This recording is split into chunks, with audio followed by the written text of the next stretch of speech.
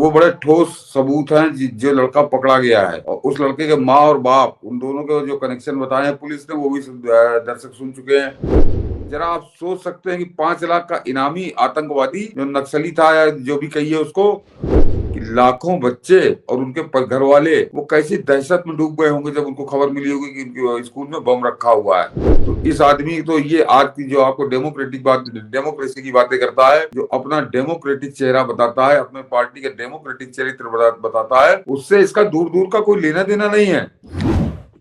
Sir नमस्कार। नमस्कार मनीष जी, दर्शकों को भी नमस्कार। मकर संक्रांति की ढेर सारी शुभकामनाएं सर, आपको भी। हाँ, मकर संक्रांति की शुभकामनाएं, सभी दर्शकों को भी शुभकामनाएं। सर हम लोग अक्सर कहा करते थे कि जो सीरियल ब्लास्ट पूरे देश भर में होता था, कभी बेंगलुरु ब्लास्ट, कभी जयपुर ब्लास्ट, कभी दिल्ली सीरियल ब्लास्ट, कभी मुंबई ब्लास्ट, कभी लखनऊ ब्लास्ट, कभी पटना ब्लास्ट, इस देश में एकाएक 2013 से एक खत्म हो गए। लेकिन पिछले एक साल में ये देखने को मिला कि दिल्ली एनसीआर में अक्सर हॉक्स कॉल आए, और भी विशेष रूप से स्कूल को लेकर के, और भगदड़ मचता था। पेरेंट्स बच्चों को लेकर के भागते थे, फिर कई कई दिनों तक लोग स्कूल नहीं भेजते थे। अब इसका सच तो चौंकाने वाला है। जरा उस सच को हम लोग समझने से पहले व्यूअर्स भी देख लेंगे। सुधांशु त्रिवेदी ने जो बात सामने रखी है, पहले सुधांशु जी को सुन लेते हैं। कि अगर अल्पवयस्क बच्चे ये कर रहे हैं, तो ये जो भी सो कॉल्ड एनजीओज वो देश के नौनिहालों के मन में किस प्रकार का जहर भर रहे हैं। इसलिए हमें इन सारी चीजों का सीधा, स्पष्ट और सपाट जवाब आम आदमी पार्टी से चाहिए कि इस प्रकार की जो घटना हुई उसमें जो लोग संलिप्त हैं उनसे आपका क्या संबंध है। आपकी मुख्यमंत्री के परिवार तक से वो लोग संबंधित रहे हैं जिन्होंने इस प्रकार की गतिविधियों का समर्थन किया था। आपने टुकड़े टुकड़े का नारा लगाने वालों की, क्योंकि दिल्ली में सरकार थी, तो महीनों तक आपने अदालती कार्रवाई को रोक के रखा था। इसलिए आज सीधा सवाल है, आम आदमी पार्टी का उनसे संबंध प्रतीत होता है कि अगर अल्पवयस्क बच्चे ये कर रहे हैं, तो ये जो भी सो कॉल्ड, ये देखिए नाबालिग बच्चे कुछ पकड़े गए हैं। दिल्ली में 400 स्कूलों को बम से उड़ाने की धमकी देने वाला आरोपी गिरफ्तार। आतिशी की एनजीओ से कनेक्शन का आरोप। दिल्ली में पुलिस ने स्कूलों को बम से धमकी देने वाले एक बड़ा खुलासा किया। पुलिस ने एक नाबालिग छात्र को गिरफ्तार किया है जिसने 400 से अधिक स्कूलों को धमकी भरे ईमेल भेजे। Special CP law and order Madhu Tiwari ने बताया। मतलब ये चीजें खुल करके सामने आ गई। दिल्ली पब्लिक स्कूल में भी हुए थे। अब यह आया कि इसमें आम आदमी पार्टी, और आम आदमी पार्टी नहीं, दिल्ली की मुख्यमंत्री के से जुड़ी हुई एनजीओ की भूमिका है। बहुत साफ। अभी कुछ दिनों में, एक दो दिन के अंदर वो भी नाम आ जाएगा, एनजीओ भी आ जाएगा। हो सकता है इसके आतिशी के माँ बाप को गिरफ्तार भी करे पुलिस। और वो जो लड़का पकड़ा गया है उसको ये कह रहे हैं कि झूठी कहानी है, फलाना है, मन से गढ़ा हुआ है। तो मनीष जी, जिस आधार पर उस बच्चे को गिरफ्तार किया गया है, वो ईमेल उसने भेजे थे। उसने कोई ऐसा नहीं कोई डाक खाने से चिट्ठी भेज दी थी। तो ईमेल के बड़े इलेक्ट्रॉनिक एविडेंस होते हैं जिसमें कोई भी एजेंसी झूठ नहीं बोल सकती। ये सब बहुत अच्छे से जानते हैं। तो वो बड़े ठोस सबूत हैं जो लड़का पकड़ा गया है, और उस लड़के के माँ और बाप, उन दोनों के जो कनेक्शन बताए हैं पुलिस ने, वो भी दर्शक सुन चुके हैं। और अभी सुधांशु त्रिवेदी ने तो खुलकर बोल दिया उस बारे में। और वो जो समाचार है, समाचार खुलकर छाप रहा है कि आतिशी की जो सीएम है उसके परिवार के साथ संबंध है। तो आतिशी के परिवार के बारे में कोई बताने की जरूरत नहीं है। उसके बारे में चिल्ला चिल्ला कर स्वाति मालीवाल कह रही है, या अन्य सोशल मीडिया भरा पड़ा है कि इसके जो माँ बाप थे वो एसआर गिलानी, जो जेएनयू का प्रोफेसर था, जो 2001 में संसद हमले में पकड़ा गया था, उसमें वो कैसे संदेह के आधार पर छूटा था, अन्यथा अफजल गुरु के साथ वो भी नप गया होता।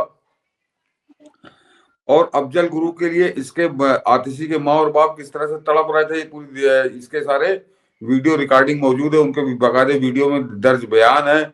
और इस लड़के के जो आज पकड़ा गया है, इसके माँ बाप उसी किसी एनजीओ से संबंधित है। और बहुत साफ, देखिए मनीष जी, पुलिस वाला इतने साफ नहीं बोल सकता। अभी केवल वो नाम इसलिए नहीं बता रहा, वो उनके कुछ टेक्निकल कारण होंगे कि वो जो है अफजल गुरु के उसमें शामिल थे वो लोग, और उनके एक पार्टी से बड़े गहरे संबंध है। तो जाहिर सी बात है कि इस समय यही एक ऐसी पार्टी है कि अफजल गुरु से गहरे संबंध रखने वाला व्यक्ति आम आदमी पार्टी के साथ होगा, और उसको हरिभूमि अखबार ने तो बहुत स्पष्ट छाप दिया। लेकिन इस पर कोई ताजुब करने वाली बात नहीं है मनीष जी। ये आज इस बहाने जो है इसका असली चेहरा निकल कर सामने आ रहा है, जो 10 साल से छुपाए बैठा था, ये नकाब पहने बैठा हुआ था जैसे इसको कुछ मालूम ही नहीं है। मैं जरा दर्शकों को इसका पुराना इतिहास बता दूं कि 2014 में जिस समय ये खुद लड़ा था चुनाव प्रधानमंत्री मोदी खिलाफ बनारस में जाके, उस समय इसने उड़ीसा का अपना संयोजक बनाया था मनीष जी। और जिस आदमी को बनाया था वो 5 लाख का इनामी था। जरा आप सोच सकते हैं कि 5 लाख का इनामी आतंकवादी जो नक्सली था या जो भी कहिए उसको, उसका नाम था सव्यसाची पांडा। उसके ऊपर उसके सर पर 5 लाख रुपए का इनाम था, और वो आम आदमी पार्टी का संयोजक था उड़ीसा का। तो बनाया तो इसी केजरीवाल ने था ना, और साथ में तो केजरीवाल के संबंध, वो जो कुमार विश्वास कह रहा था कि खालिस्तानियों के लिए, वो तो बात की बात कह रहा है वो, कि वो तो बाद में जब नेतागिरी करने लगा, पंजाब में चुनाव होने लगे, तब ये बात कर रहा था। मैं आपको 2014 की बता रहा हूँ, इसने शुरुआत की थी राजनीति की। तो सव्यसाची पांडा उड़ीसा से, वो संयोजक इसकी पार्टी का। और जरा दूसरा नाम बताता हूँ कि दुर्दांत आतंकवादियों को मैं नाम बता रहा हूँ, एसपी उदय कुमार, तमिलनाडु। तो तमिलनाडु में वो इसकी पार्टी का नेता तो था ही, और कन्याकुमारी से केजरीवाल वो लोकसभा का चुनाव लड़ा रहा था एसपी उदय कुमार, और एसपी उदय कुमार के खिलाफ 100 से ज्यादा मुकदमे थे उसके खिलाफ। मेरे ख्याल से 200 कुछ मुकदमे थे, मैं तीसरी से संख्या भूल रहा हूँ। तो एसपी उदय कुमार और सव्यसाची पांडा, इनको लेकर इसने अपनी यात्रा की शुरुआत की थी। और ये कौन लोग हैं? ये आतंकवादी जो दहशत की राजनीति करते हैं, जो दहशत से लोगों को धमकाते हैं, डराते हैं और अपने हिसाब से माहौल बनाते हैं। तो वही काम उसी इंस्टीट्यूट का पढ़ा हुआ आदमी है ये। और इसने दिल्ली को किस तरह से दहशत के साए में लेने की कोशिश की, इसका एक बहुत साफ नमूना है मनी जी। 400 स्कूलों के अंदर ईमेल भेजकर धमकी देना। तो इसने ये क्या सोच के इसने किया, या किस राजनीति के तहत इसने किया, ये तो यही जानता होगा। लेकिन जरा कल्पना करिए कि जिन परिवारों के बच्चे उन 400 स्कूलों में पढ़ते हैं, वो 400 स्कूलों के अंदर परिवार, तो आप जोड़िए हजारों तादाद में संख्या लाखों में पहुंचेगी, कि लाखों बच्चे और उनके घर वाले वो कैसी दहशत में डूब गए होंगे जब उनको खबर मिली होगी कि उनके स्कूल में बम रखा हुआ है। किसी को मालूम नहीं कहाँ रखा हुआ, तो एक झूठी खबर से लेकिन लाखों बच्चों और उनके परिवार वालों की जिस तरह से मानस से खेल गया है, उनकी भावनाओं के साथ इसने कितना भयानक खिलवाड़ किया, बल्कि क्या कहूं इसके लिए शब्द में, कितना नराधम व्यक्ति है ये। और उसका परिणाम है कि आज जब वो पकड़ में आया है तो ये नाचे नाचे घूम रहा। बता रहे कि नहीं वो तो एक गढ़ी हुई कहानी है। गढ़ी हुई कहानी नहीं है, केजरीवाल की राजनीति का राक्षसी चेहरा आज सामने आया दिल्ली के।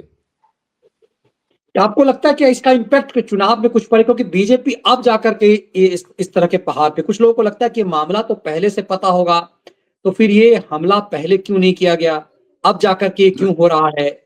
नहीं मनीष जी, वो मधु तिवारी जो कमिश्नर है, डिप्टी कमिश्नर है शायद, वो उन्होंने बहुत स्पष्ट कहा है कि वो इसीलिए उसके माँ बाप का नाम आ रहा है, उस एनजीओ का नाम आ रहा है, इस पार्टी के साथ संबंध की बात आ रही है कि उस लड़के ने जो ईमेल भेजा था वो सामान्य ईमेल नहीं था, वो बहुत टेक्निकल ईमेल है, कुछ वीपीएन चेंज करके उसने भेजा था। कहीं इसको ट्रेस करने में हमको बहुत परेशानी हो रही थी, और हम 8 जनवरी तक पहुंचे थे उस टारगेट पे अपने, यानी अभी उनको 5-7 दिन पहले ही इसका पता चला है। तो वो ये जाहिर सी बात है कि कुछ 12-14 साल का लड़का ये काम नहीं कर पाएगा, उसको कोई बड़ा आदमी करके, ये मनीष जी जैसे होता है ना कि एक फेस बना देना कि अगर पकड़ा जाए तो कोई कठोर सजा ना हो, तो उस लड़के के नाम से कोई बड़ा आदमी इसको ऑपरेट कर रहा था। तो लड़का तो मनीष जी कोई सवाल ही नहीं पैदा होता, और लड़के ने जो बहाना बताया उसके बाद तो उसकी कलाई और खुल जाती। लड़के ने कहा कि हम तो छुट्टी, क्योंकि हम स्कूलों में छुट्टी चाह रहे थे और इम्तिहान हो रहे थे, मैंने इम्तिहान से बचने के लिए ये कुकर्म किया था। तो इसके लिए उसने 400 स्कूलों में मनीष जी भेज दिया? नहीं, तो 400 स्कूलों में कोई बड़ा मास्टरमाइंड, कोई बड़ा सरगना था उस एनजीओ से जुड़ा हुआ, जो जिस एनजीओ का केजरीवाल का बड़ा करीबी बता रहा है पुलिस का जांच जो है। तो निश्चित तौर पर इसमें कोई बड़ा मास्टरमाइंड है और बड़ा सरगना जो इस खेल का बड़ा माहिर आदमी है, और दहशत का धंधा तो मैंने आपको बता दिया कि 5 लाख का इनामी इसके यहाँ संयोजक था उड़ीसा का, और इसी केजरीवाल ने बनाया था। या आप आ जाइए एसपी उदय कुमार तमिलनाडु में, तो ये इस टाइप के लोगों को अपने साथ लेके चला था इसने, ऐसे लोगों को अपने अगल बगल खड़ा करके तब इसने राजनीतिक यात्रा शुरू की थी। ये तो शुरू से दहशत का खिलाड़ी है, दहशत के दम पर ये कैसी राजनीति करता है। और बाकी बची कुची इसकी कलई कुमार विश्वास खोल चुका कि किस तरह से खालिस्तानी आतंकवादी के घर में रुका, उसके घर में रात गुजारी इसने, और आज भी खालिस्तान का एक बहुत बड़ा एजेंट वो उसको विधानसभा का अध्यक्ष बना के बैठा ले आए। तो इस आदमी तो ये आज की जो आपको डेमोक्रेसी की बातें करता है, जो अपना डेमोक्रेटिक चेहरा बताता है, अपने पार्टी के डेमोक्रेटिक चरित्र बताता है, उससे इसका दूर दूर का कोई लेना देना नहीं है। अब की ये थोड़ा रंगे हाथ पकड़ा गया है दिल्ली पुलिस। अब इसमें 2-3 दिन के अंदर क्या खबर देती है, किसको पकड़ती है, क्या उसके पास और सबूत आते हैं, क्या कनेक्शन निकलता है उन पार्टियों से, ये आने वाले दिनों में हम लोगों को पता चलेगा। लेकिन मैं कतई नहीं चौंका जब मुझे ये पता चला कि ये कनेक्शन निकला है, क्योंकि ये निश्चित तौर पर इसमें जानबूझकर इसने बड़ा खेल किया था। और सीधी सीधी बात, इसने खेल क्यों किया था? इसने खेल मनीष जी सिर्फ इसलिए किया था क्योंकि इसको ये करना था कि दिल्ली पुलिस भाजपा के हाथ में, केंद्र सरकार के हाथ में है, और पुलिस बिल्कुल नकारा है, निकम्मी है। तो ये उस दहशत का पूरी टोकरी उठाकर केंद्र सरकार के माथे पर रख देना चाहता था, या उसी बहाने वो भाजपा पर रख देना चाहता था, और इसी के जरिए ये दिल्ली को जीतना चाहता था। और इसीलिए इसने पूरी दिल्ली को दहशत के साए में लेने की कोशिश की, क्योंकि 400 स्कूल तो बहुत बड़ी सी संख्या, मतलब मेरे ख्याल से 400 स्कूल तो हो गया कि दिल्ली के समझिए प्रोमिनेंट जितने घर हैं उन सबको इसने लपेट लिया उसके अंदर। तो ये इस आदमी का ये इतने खतरनाक हथकंडों के साथ ये मैदान में, चुनाव में मैदान में उतरा है। देखिए, और मुझे ये लगता है कि देखिए, जिस दिन वो लड़का पकड़ा गया होगा नाबालिग, जो 400, कुछ साथी लिख रहे थे कि एक सामान्य नाबालिग बच्चा 400 स्कूलों का ईमेल आईडी कैसे हासिल कर लिया, तो इसका मतलब है कि बड़ी प्लान एक एनजीओ स्तर पे हुई जो सामने आई।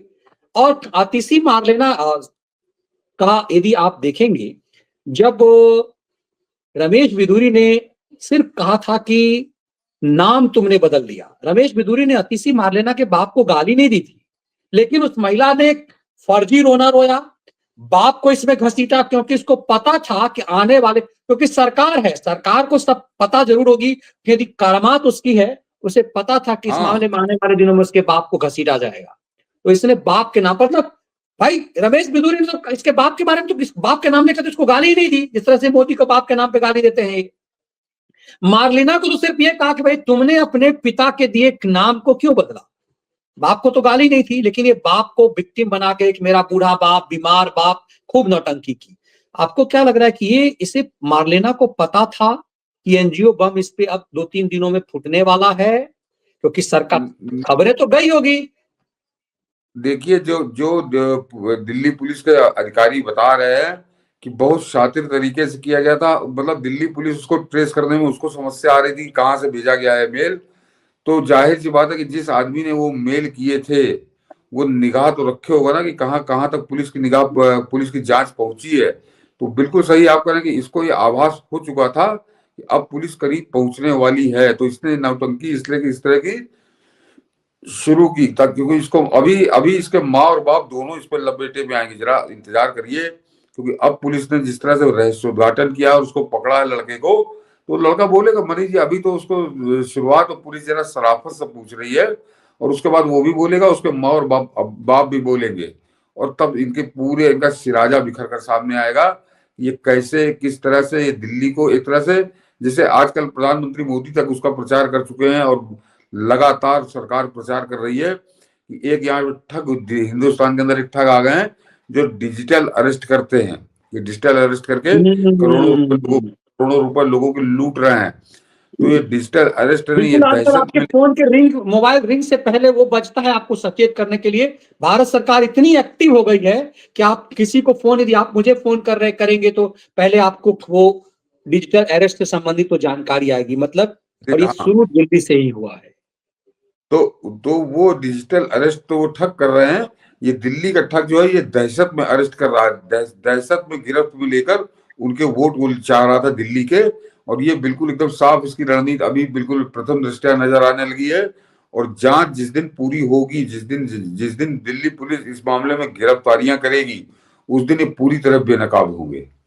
मतलब आपको लग रहा है इसका मतलब है कि मारलेना अब अगला शिकार जो तिहाड़ का है वो मारलेना का है, लेकिन ये सिर्फ मारलेना तक मामला नहीं है। मारलेना तो एक प्यादा है, ये तो टेम्पररी सीएम है, असली खिलंदर तो कोई और है। मनीष जी, आप देखिए जो बात कह गए, आप जरा याद करिए कि अभी ये पिछले करीब 10-15 दिन से केजरीवाल लगातार इस बात को कह रहा है कि मार्लिना को गिरफ्तार करेंगे, ये पुलिस जो है मार्लिना को गिरफ्तार करेगी, अब ये सरकार मार्लिना को गिरफ्तार करेगी। तो इसको अंदेशा था, इसको मालूम था कि अब ये जांच जो है पुलिस इनको पकड़ने में करीब पहुंच रही है, तो ये इसने पहले हल्ला मचाना शुरू कर दिया कि मार्लेना को क्यों गिरफ्तार करेगा, मार्लेना का तो कोई नाम नहीं था किसी घोटाले में। जानबूझकर ये 15 दिन से इसने हल्ला मचाना शुरू किया था। याद करिए, ये रोज उठकर किसी न किसी बहाने ये जरूर ये याद दिलाता है लोगों को कि अब मार्लेना को पुलिस गिरफ्तार करने वाली है। तो इसको मालूम है कि ये जो है इनके जो कुकर्म है वो उसका भांडा फूट चुका है और निश्चित तौर पर पुलिस इसको पकड़ेगी। तो इसने पहले से हल्ला मचाना शुरू कर दिया था। बिल्कुल, और इसीलिए इस चीज को समझना पड़ेगा कि केजरी जब केजरी ने पहले कहा था कि सिसोदिया गिरफ्तार होगा, पहले कहा सत्येंद्र जैन गिरफ्तार होगा, फिर संजय सिंह के लिए कहा, अपने लिए कहा, और ये जो बोला वो साबित होता रहा। इसका मतलब है केजरी को सब पता है, क्योंकि वो सरकार में है, कि अब क्या कुछ होना है और इसके पाप क्या है ये इसको ज्यादा पता है। हाँ, और जरा इसके कर्म समझिए कि वनी जी अभी आप सुधांशु त्रिवेदी वाला जो दिखाया उसी के नीचे मैंने एक और ट्वीट डाला है कि उसमें इसकी कलाई जो मैं अक्सर लगातार कहता आ रहा हूँ, उसकी कलाई बहुत बुरी तरीके से खुली है। पुरानी मैंने रिपोर्ट निकाली है कि किस तरह से दिल्ली में कन्विक्शन रेट, जो हम लोग कहते हैं कि अदालत के अंदर इसकी सरकार के जो सरकारी वकील है वो हाथ पांव धर के बैठ जाते हैं, उस बात को बाकायदे अखबार में भी इंडियन एक्सप्रेस की खबर में छपा है वो, कि ये किस तरह से अपराधियों का साथ संरक्षण ये उसके अदालत के अंदर भी देता रहा है। हाँ,